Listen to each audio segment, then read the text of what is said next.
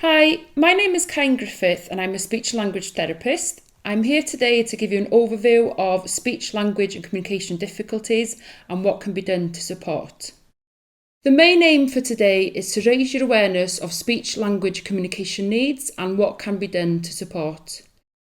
We will also discuss the prevalence of speech, language and communication needs and the importance of supporting children in the early years setting. We will begin by discussing speech, language and communication development. It's important to be aware of the fact that speech, language and communication all refer to different things. Speech refers to the way that we say things accurately in the right places in words. It also refers to speaking fluently, without hesitation, and speaking with a clear voice, using pitch, volume and intonation to add meaning. Language refers to understanding and making sense of what people say. It also includes using words to build up sentences. Communication is the two-way transfer of information using verbal and non-verbal means. To give you an example of the difference between speech and language difficulties, you might hear a child say, "Her was catching the mouses." That's indicative of a language difficulty. Speech difficulties would sound something like this. "The tool tat went to Tardif to fly his kite." So in this example, the child can't use the k sound and replaces it with a t instead. While you will come across children who have both speech and language difficulties, it is also possible to have difficulties with only one. For example, Professor Stephen Hawking, he used alternative augmentative communication to communicate extremely complex ideas as he had no speech but his language was intact. Before we move on to the next slide, I'd like you to take a look at the steps involved in communication worksheets and number the steps in the order that you think they would occur. The answers are represented here in the form of a communication chain.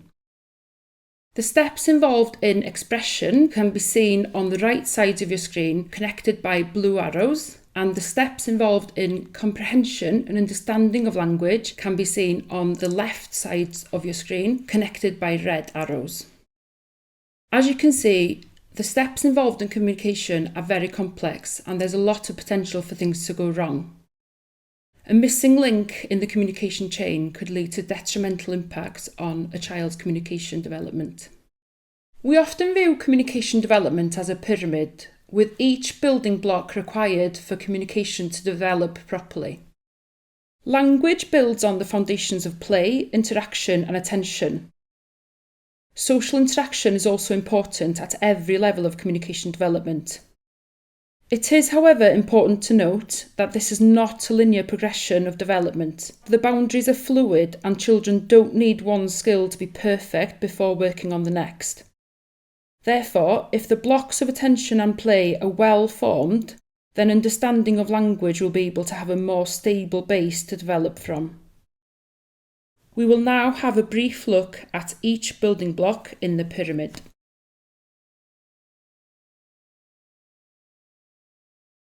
Attention and listening skills underpin all areas of language development.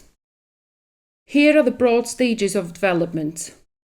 In many settings, including the home, we often expect children to be able to manage doing an activity and listen to what we have to tell them at the same time. This is referred to as integrated attention and usually does not develop until the age of 5 to 6 in typical development. Yet we often expect it at a much earlier age. It's time for an activity. All I need you to do is listen to me. A train left Bangor at 10:15 a.m. with 10 passengers on board. One passenger got on at Llanfychan and another 3 passengers stepped onto the train in Llandudno. 5 passengers got off at Chester at 11:15 and the remaining passengers continued on the train journey. Can you answer the following questions in relation to the passage I just read out?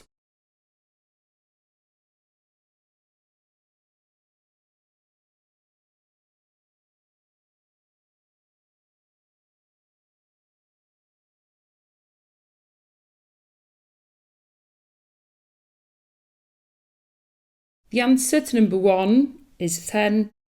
The answer to number 2 is 10:15. And the answer to number 3 is 9. It's likely that a lot of you struggle to filter out the background noise. This activity hopefully highlights the importance of minimising background noise as a strategy to support attention and listening, and in turn, language comprehension. The ability to attend and listen is an essential component of developing communication skills. Children need to be able to hear before they can speak. Language development relies on both skills being intact.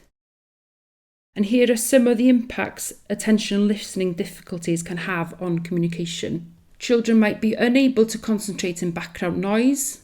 They might get very easily distracted. They have less opportunities to hear the language being used around them. They rely on copying peers in class, and they are unable to follow more than one instruction at a time. Here are a few examples of the type of tools that can be used to support attention and listening difficulties. Making rules explicit, using now and next boards to show children what's happening now and next, and using visual timetables to show children what's happening throughout the day. There are a number of different types of play development. Exploratory play involves the child using all their senses. They will examine objects by looking, touching with hands and mouths, listening and moving it to learn about how they can influence the world around them. Relational play refers to the child which relates one toy to another, as in filling a box with bricks and then tipping them out and then repeating the process. It also includes relating linked items together, for example a cup and spoon, a hammer and a peg. Self-pretend play refers to the child who does single actions on himself, such as brushing his hair, giving himself a drink from a cup. Simple pretend play refers to the time the action is on another person, for example a mum or a toy. The child might comb mum's hair, give Teddy a sandwich, or brush Teddy's teeth. Sequence pretend play refers to a time where a child puts the above actions into sequences. For example, he might give mum a drink and then a sandwich, or wash Teddy, dry him, clean his teeth and put him to bed.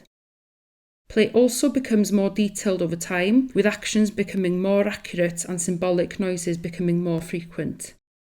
These might include a noise for the bath being run or a drink being drunk. The use of miniature objects is now easily included as the child knows that a small toy cup represents the real thing. More advanced still is the ability to pretend that an absent object is there. For example, to eat pretend sausages, which aren't there, from the real toy plate.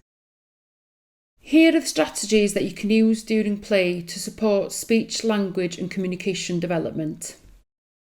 You can use short, simple sentences, provide a running commentary, add words to what children are saying, avoid asking too many questions, be comfortable with allowing silences to happen, label objects and actions, recast what children are saying, ensure that the play is child-led, provide plenty of opportunities for repetitions, and model language at the child's level. Understanding of spoken language is often also referred to as receptive communication and comprehension. There exists a pattern of typical development ranging from birth, where a child responds to any sound, intonation, emotion and voices, to 4 years, where the child will follow simple sentences. Blank levels of questioning has been developed as a way of categorising a child's ability to answer questions and to understand different levels of questioning. It's important to note that children typically do not develop the ability to answer why questions, which is at blank level 4, until approximately 5 to 6 years old. Children with speech, language and communication needs might have difficulties developing skills at each of the blank levels, and the language used in their environment needs to be modified in relation to their abilities. Elclan have a wide variety of resources available to support training and practice in the early years setting. Here are the type of strategies that can be used to support understanding of language. Imagine being in a foreign country not being able to understand the language. It is likely that you would look for visual tools to support. Signs and pictorial menus, for example. It's a similar situation for children with difficulties understanding language. Use 4 comments to each question. This is to avoid asking too many questions. So it's the full hand rule, so 4 comments to each question, and provide the children with 10 seconds to respond to any question or comments that you make. Keep language simple, use gestures and visual support as well. These norms outline typical development of expressive language or the use of language. This information has been retrieved from the ICANN Ages and Stages poster. These strategies will all support children with expressive language difficulties. Model language at an appropriate level, give plenty of choices, create opportunities and reasons for children to communicate, and add words to what they are saying. Some children have specific difficulties communicating, and some are unable to speak. Alternative and augmentative communication will support these type of children to be able to express themselves.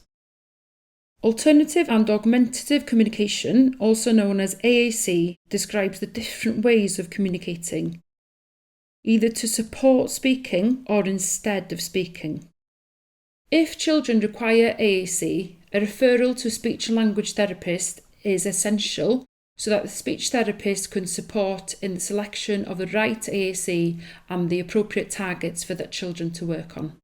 The term intelligibility refers to speech clarity, or the proportion of a speaker's output that a listener can understand.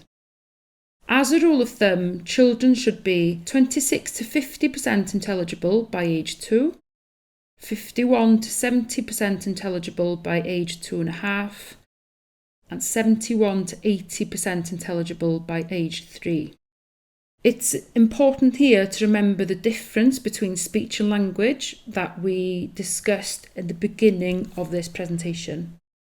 It's also important to note that different speech sounds tend to develop at different ages. These are some of the things that you can be doing to support speech sound development. Avoid asking the child to repeat themselves over and over.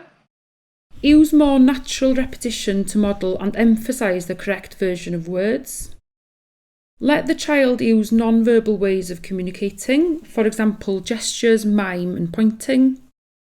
Try to find individual time to listen and talk with the child in order to tune into their speech. Encourage the development of phonological awareness skills. Monitor whether the child is becoming more intelligible over time. Get rid of the dummy. Understanding the use of cued articulation. Appreciating the difference between phonology and articulation. Be aware of the age timeline for development of speech sounds. Make sure that you refer to a speech and language therapist when appropriate. Provide shared context. For example, pictures, books, home and school diary to help predict the content of the child's conversation. Hopefully you can remember that social interaction was the block that ran vertically alongside the other blocks on the communication pyramid. This is because social communication develops from birth onwards, and it includes all of the skills that you can see here on the screen. Some children experience difficulties developing these skills. When supporting children's social interaction skills, there are 3 things which you should aim to match: the length of the child's turn, the child's pace, and the child's interests. This will support their social interaction development. You also need to make sure that you're at the same level as the child when you're playing, that you follow the child's lead, that you wait for them to talk, comment and avoid asking too many questions, and keep your language simple. You've now had an overview of speech, language and communication development.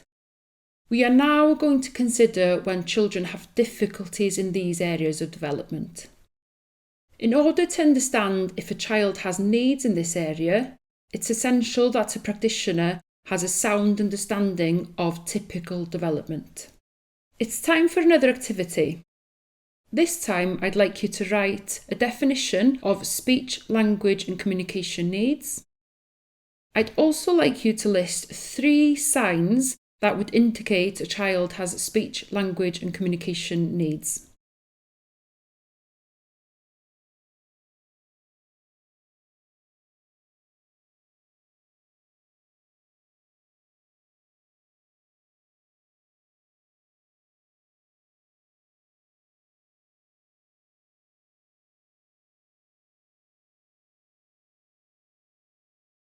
While there isn't an universally agreed definition of speech, language and communication needs, and unfortunately not a one-size-fits-all definition, it can be broadly defined as an umbrella term which can describe difficulties in one or more areas of communication. Here are some of the common signs which could suggest that a child has speech, language and communication needs. They appear to ignore instructions or people, may be the last to carry out a request, echolalia, using the wrong words, have difficulty putting words together, miss out words, carry out tasks incorrectly, watch others for cues, use gestures to support communication. Others might find them difficult to understand. They might have low self-esteem or be withdrawn, become upset, defiant and/or frustrated, anxiety, react inappropriately, watch other children closely and follow what they do. They might struggle to follow instructions, repeat part or all of what you've just said to them, answer a question inappropriately, show behavioural difficulties which may be caused by frustration at not knowing what is expected of them, and show difficulty in focusing and paying attention. There are a number of tools available to help identify speech, language and communication needs, including the Welcome, which is a toolkit that provides intervention for speech, language and communication needs. Alongside a speech and language therapist, it's very important to differentially diagnose, as these factors might also be present in other difficulties, such as autism or attachment disorder. Here are some facts about speech, language, and communication needs which you might find interesting. 50% of children in areas of social disadvantage start school with language delay. 7% of all children have speech, language and communication needs, and it's the most prevalent childhood disability. At least 3% of children have speech, language and communication needs linked with other impairments. 63,422 children had additional learning needs provision in 2020. That's 20% of all pupils in Wales. 31.4% of all children with additional learning needs also had speech, language and communication needs. A child might have speech, language and communication needs as well as additional learning needs, or speech, language and communication needs might be their main need within the diagnosis of additional learning needs. Developmental language disorder sits under the umbrella of speech, language and communication needs and affects 7.58% of children. Developmental language disorder is a type of speech, language and communication needs that affects the way the children understand and use language. It increases the risk of a range of negative impacts on education, employment and social and emotional problems, but appropriate support can make a difference. Speech and language therapists teach strategies to children with DLD and those around them which aim to reduce the impact of their difficulties and develop their language abilities to their maximum potential. It's important to note that for a diagnosis of DLD, a child must have language difficulties that persist into school age and beyond.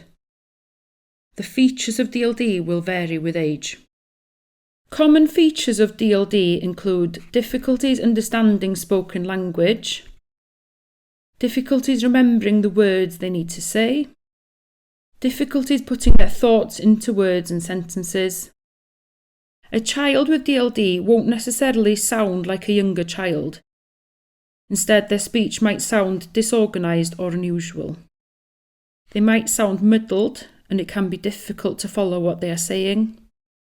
They might also find it hard to join in and follow what is going on in the playground. Speech, language and communication needs can vary greatly from child to child. A child may have speech, language and communication needs in one or more area of the communication pyramid, and it is essential to consider speech, language, communication needs in the context of other areas of development, alongside the relevant professionals. Each child with speech, language and communication needs will have a unique profile of needs. The child's difficulties may vary in terms of the level of need and the impact. Their speech, language and communication need may be the only or primary need, or part of another condition or a need. Their skills may be delayed or disordered, or atypical. And if a child has delayed speech, language, communication, they are following the typical pattern of development, only at a slower rate. Their difficulties may be short-term or persistent, and their unique combination will depend on their needs, their strengths, and the context they are in with the adults around them. For some, only one area is tricky, so their speech may be very difficult to understand, but their language is developing well. Their speech and talking are fine, but communicating with others is difficult. And for others, there may be difficulties in several or all areas of speech, language and communication. Difficulties may also vary in terms of their severity. Some children will have mild difficulties, whereas others may be severe and complex. Have a look at the following two statements and decide whether they're true or false. Number 1. All children with speech and language difficulties grow out of them. And number 2. Children and young people learning more than one language have speech, language and communication needs. Number 1 is false. While some children's difficulties in early years are delays which may resolve, there are speech and language difficulties which are lifelong conditions. Number 2 is also false. Bilingual families are no more likely to have children with speech and language difficulties than other monolingual families. Evidence suggests many benefits of bilingualism, including increased creativity, improved planning and problem-solving skills, and improved access to people and resources. We as speech-language therapists would always recommend that parents speak to their children in the language which they feel most comfortable using, even if that language is not Welsh or English. Take a look at these diagrams created by the Royal College of Speech and Language Therapists, which highlight the importance of speech, language and communication development. Which facts and figures do you find most interesting?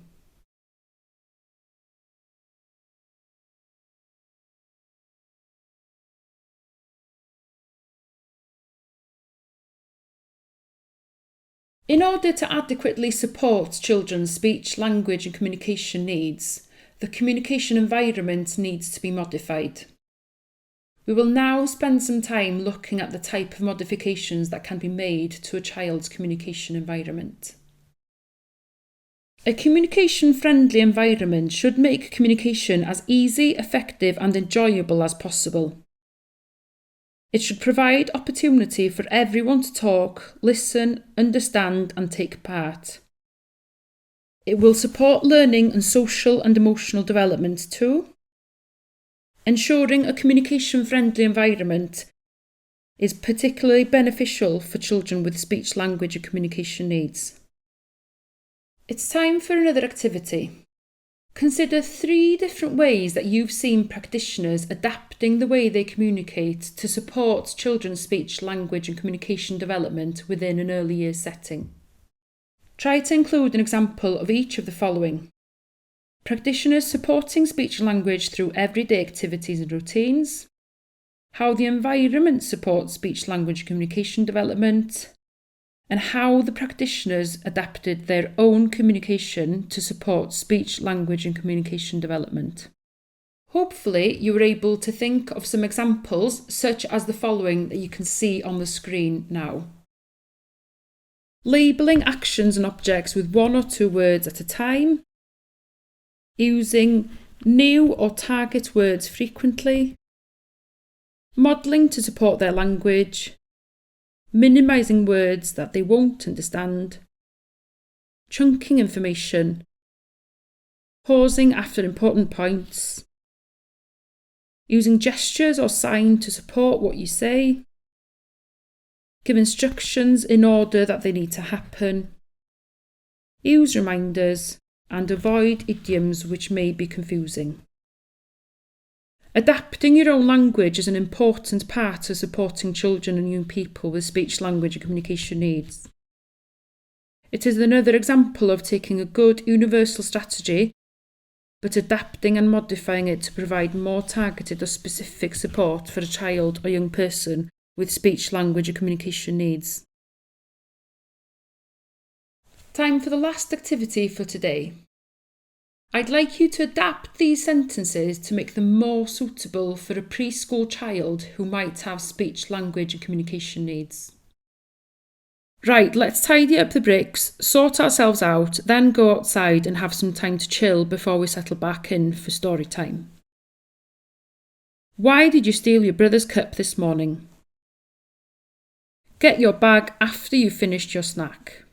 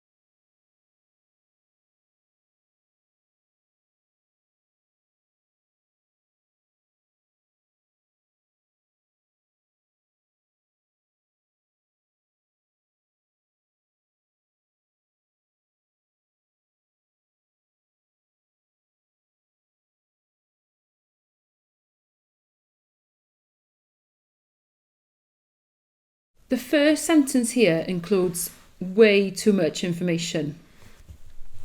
Hopefully you've been able to simplify the sentence and potentially consider supporting it with pictures or symbols like a visual timeline. For example, tidy up, play outside, come in, story. The second sentence is not very clear and quite confusing for a preschool child. They are unlikely to be able to answer that why question. If we think back to the blank levels of questioning, this is a blank level 4 question, which is way too complicated for a preschool child to be able to understand. It is also referring to an event which happened in the past, which may be difficult for the child to link with his current telling off. And the last sentence Get your bag after you finish your snack. The word order here does not match the order of the instruction. The child might get their bag before they finish their snack. Using a now and next board would be a really good way of introducing this sentence. Here are some of the essential elements required for speech, language and communication success in the early years setting. Knowing the child or young person well. It's really vital to know the child well. This includes effective assessment of their needs, clear understanding of their strengths, interests and motivations, and including their views and involvements and those of their families throughout your support. This can be gained through assessment, careful observation and discussion with the child or young person and their families, as well as other professionals. Positive practice also builds on strengths. This may include starting from what a child or young person is already able to do and working with them to move on to the next step or stage. Using some of their strengths to overcome or compensate for some of their areas of need. For example, some children and young people with speech, language and communication needs may have very good visual or practical skills. These can be used to support their speech, language and communication development. For example, using signs, symbols or pictures to help them to learn new words or to supplement the language skills which may be difficult. For example, using visual systems such as signs or symbol as a means of communication. Using their interest as a focus to support their speech and language communication development. For example, if a child is working on their speech sounds and they love superheroes, you might develop characters starting with particular sounds or one who collects words which are tricky and helps them practice them in fun ways. Building on existing good practice. So supporting children and young people with speech, language and communication needs should be based in the first instance on effective support for communication for all children and young people. So the environment should strongly support speech, language and communication needs. And there should be effective strategies in place to support all children's speech, language and communication already. Many of these approaches and strategies are useful and important for speech, language and communication needs too. Planning.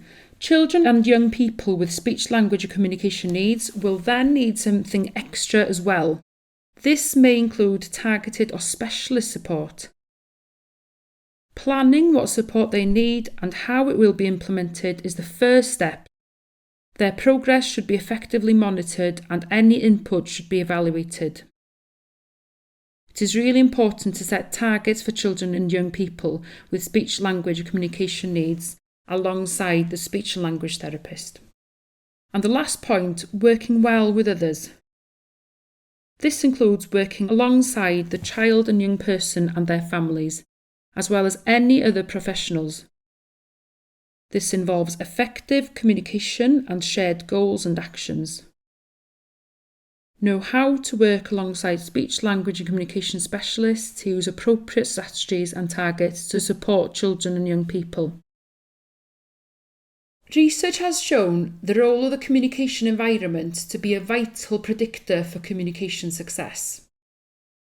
The communication environment is a more dominant predictor of early language than social background. Depending on the type and level of difficulty, some speech, language and communication needs may be short-term, particularly if the child receives the right input and support at the right time. Around 10% of all children will have speech, language and communication needs which are long-term and persistent, often requiring specialist support and intervention. It's also really important to highlight that adults taking a positive role in supporting and extending children's speech, language and communication skills will make a positive difference and can minimise potential impacts. A published research report by Sue Ralston found that what the mother did in terms of activities and interaction with her child had, in terms of resources, and felt in terms of feeling supported and sense of well-being in the first 2 years of a child's life was shown to be important in children's performance at 5 years. The communication environment can be split into at least 4 different sections.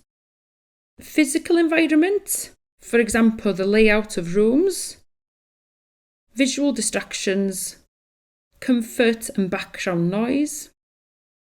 The interaction environment, which refers to how we are supporting children to develop their interaction skills, circle time, turn-taking, activities in pairs and groups. And the language environment. Our language can be adapted to support children with language difficulties. For example, keeping language short and simple, giving instructions one at a time, giving the child time to answer and repeating what we say. And finally, the learning environment. We can use visual cues and clues, consider how we teach words, and repeat things to help learning. The type of support a child will need will vary in terms of age, needs, interaction, targets, priorities, the setting, and the level of support already in place. However, by creating and maintaining a communication-friendly environment, we can ensure that all children are supported to develop their speech-language communication skills. Please take some time to understand this basic checklist relating to a communication-friendly environment. Children learn to talk, then children talk to learn. Speech, language and communication skills are associated with all aspects of development at all stages of development, including cognitive development and learning, social skills, emotional development and behaviour. Because of these very close links, speech, language and communication needs can impact on any or all of the areas of development. Early language acquisition impacts on all aspects of young children's development. It contributes to their ability to manage emotions and communicate feelings, to establish and maintain relationships, to think symbolically and to learn to read and write. This highlights the important contribution that early years staff can have on early childhood development. We've reached the end of the training session for today. You've had a taster of speech, language, communication, development and needs and how best to support. If you do wish to find out more information, please have a look at these websites and resources. Thank you very much for your time. Diolch yn fawr iawn.